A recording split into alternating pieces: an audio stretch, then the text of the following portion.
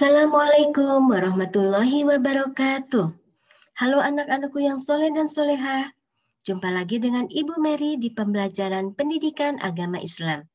Minggu lalu, kita sudah belajar tentang sifat terpuji, yaitu rendah hati dan hemat. Mudah-mudahan pembelajaran minggu lalu dapat kalian fahami, terutama bisa kita amalkan dalam kehidupan kita sehari-hari.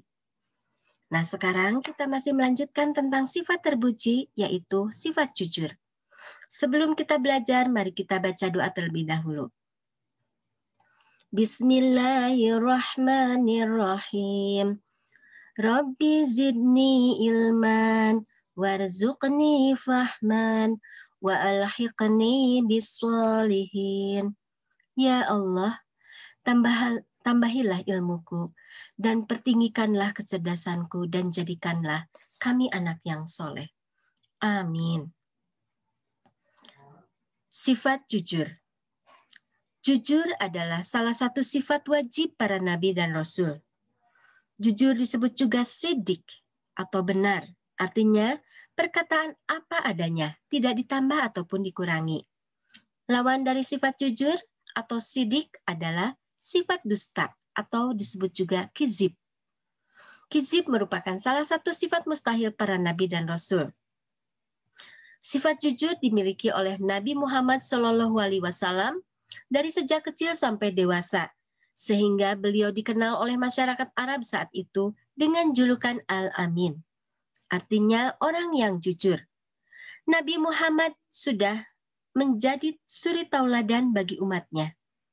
Orang yang jujur akan selalu dipercaya orang lain. Sebaliknya, orang yang pernah berdusta akan susah dipercaya orang lain. Bahkan, tidak akan lagi orang lain percaya. Sifat jujur erat kaitannya dengan sifat adil.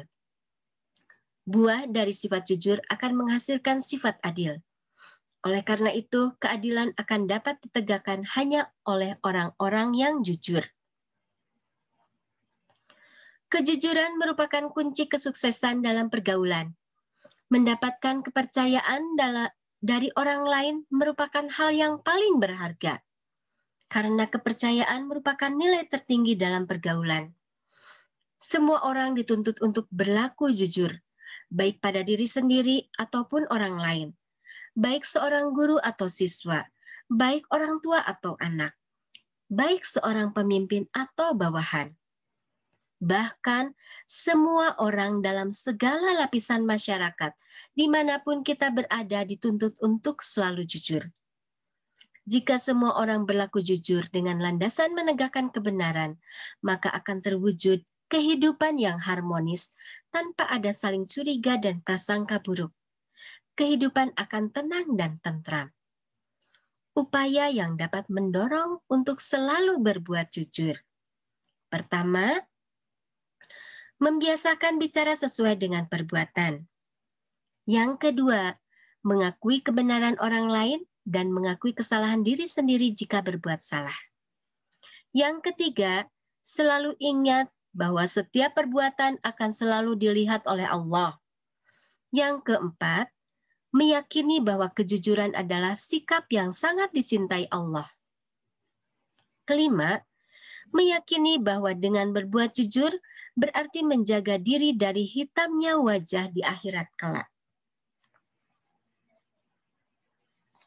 Sebagaimana dijelaskan dalam surat Az-Zumar ayat 60. A'udzu billahi minasy syaithanir rajim. Bismillahirrahmanirrahim. وَيَوْمَ الْقِيَامَةِ تَرَى الَّذِينَ كَذَبُوا عَلَى اللَّهِ وُجُوهُهُمْ مُسْوَدَّةٌ أَلَيْسَ فِي جَهَنَّمَ مَثْوًى لِلْمُتَكَبِّرِينَ Shadaqallahul azim. Yang artinya, dan pada hari kiamat engkau akan melihat orang-orang yang berbuat dusta terhadap Allah. Wajahnya menghitam. Bukankah neraka jahanam itu tempat tinggal bagi orang yang menyombongkan diri? Nah, sekarang lihat ciri-ciri orang yang jujur.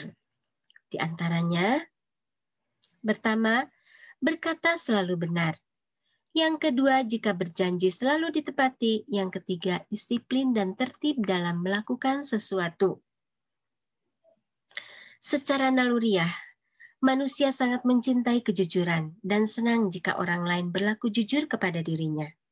Itulah mengapa Nabi Muhammad SAW senantiasa disukai dan dicintai oleh penduduk masyarakat Arab saat itu. Nah, anak-anakku sekalian, sekarang simak sebuah kisah sang raja dan pemuda yang jujur. Alkisah. Ada seorang raja yang sudah memasuki usia senja dan ingin mencari penggantinya. Berbeda dengan kebiasaan di masa itu, ia tak menunjuk anak-anaknya maupun pembantu terdekatnya untuk menggantikannya menjadi raja. Sang raja memiliki cara berbeda, karena ia menginginkan penggantinya kelak merupakan orang yang benar-benar jujur dan kompeten menjadi seorang raja. Suatu ketika, sang raja memanggil seluruh pemuda yang berada di negeri itu dan berpidato di hadapan mereka. Aku akan mengadakan sayembara. Kalian semua akan mendapatkan sebuah biji. Tanamlah biji ini. Rawatlah dan kembalilah setahun lagi dengan tanaman kalian masing-masing. Bagi yang memiliki tanaman terbaik, akan langsung kutunjuk menjadi raja menggantikanku, ujar sang raja. Mendengar pengumuman sang raja, semua pemuda antusias untuk merawat biji tersebut sebaik-baiknya. Seorang pemuda bernama Sabri terlihat sangat antusias. Ia menanam biji itu dan menyiramnya setiap hari sepenuh hati. Hari demi hari ia jalani, tapi sampai sebulan berlalu, dari biji yang ia tanam itu belum tumbuh apa-apa. Bahkan bulan berganti bulan, hingga setelah 6 bulan ketika para pemuda lainnya mulai membicarakan tanaman mereka yang tumbuh dengan tinggi dan bagusnya. Bahkan sebagian sudah ada yang mengeluarkan buah. Namun yang terjadi pada Sabri, biji yang ditanamnya tak kunjung menampakkan tanda-tanda tumbuh mengeluarkan batang dan cabang. Hatinya pun mulai gusar dan gelisah. Tanpa terasa setahun berlalu. Semua pemuda diminta membawa tanamannya kepada sang raja. Mereka pun sangat antusias datang ke istana membawa hasil tanamannya yang diletakkan di pot-pot yang agak besar. Masing-masing mereka saling membanggakan hasil tanamannya. Hal ini berbeda dengan biji yang ditanam Sabri, yang tidak menghasilkan apapun dari biji yang ditanamnya tersebut. Oleh karenanya, ia pun enggan untuk datang menghadap sang raja. Namun ibunya mendorongnya untuk pergi dan berbicara apa adanya kepada sang raja. Karena apapun hasilnya, itu merupakan amanah dari sang raja yang harus ia tunaikan dan ia pertanggungjawabkan kepada sang raja. Akhirnya, setelah beristikharah cukup panjang, ia pun berangkat ke istana dengan tujuan mempertanggungjawabkan hasil kerjanya kepada sang raja. Dengan membawa pot yang masih kosong tanpa ada satu tangkai tanaman pun yang tumbuh di pot tersebut. Kedatangannya disambut dengan cemoohan, ejekan, dan olokan para pemuda lainnya. Sabri hanya terdiam dan berusaha menenangkan diri, seraya memperbanyak istighfar kepada Allah Ta'ala. Tak lama kemudian raja muncul dan mulai memeriksa hasil tanaman seluruh pemuda. Beliau mengungkapkan, kerja kalian bagus, tanaman kalian bukan main indahnya, dan tibalah saatnya bagiku sekarang untuk menunjuk seorang dari kalian untuk menjadi raja yang baru. Mendengar itu, semua pemuda berharap agar dirinya lah yang akan ditunjuk oleh sang raja untuk menggantikannya. Suasana menjadi sepi dan senyap. Semua terdiam, menantikan kata-kata yang akan keluar dari sang raja. Tiba-tiba, raja memanggil Sabri yang berada di barisan paling belakang. Mendengar namanya dipanggil, Sabri panik. Jangan-jangan aku akan dihukum karena tidak mampu merawat biji yang diamanahkan raja kepadaku, gumamnya. Suasana pun tiba-tiba berubah menjadi riuh rendah, penuh dengan ejekan dan cemoohan hadirin yang menyaksikan pot Sabri yang kosong melompong. Tanpa sebatang tangkai pun yang tumbuh dari biji yang ditanamnya. Raja tiba-tiba berteriak, "Diam semuanya!" Semua pemuda tertegun.